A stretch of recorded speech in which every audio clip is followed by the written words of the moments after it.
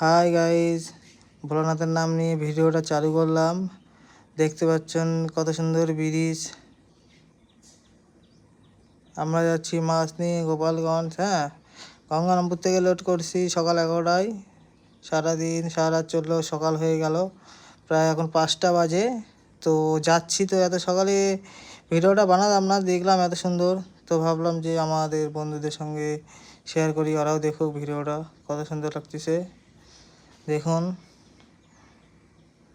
আমরা সকাল এখন 5টা বাজে, এখনও পৌঁছাতে পারিনি, যাচ্ছি।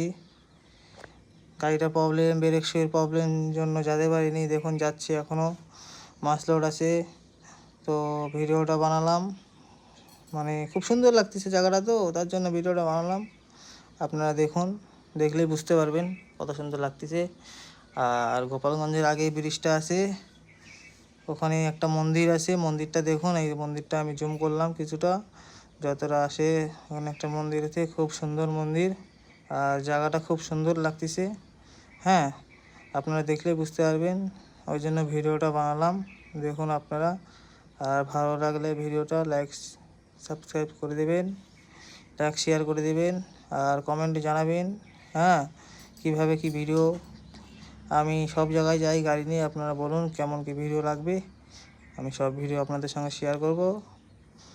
মাছ নিয়ে যাচ্ছি গোপালগঞ্জ।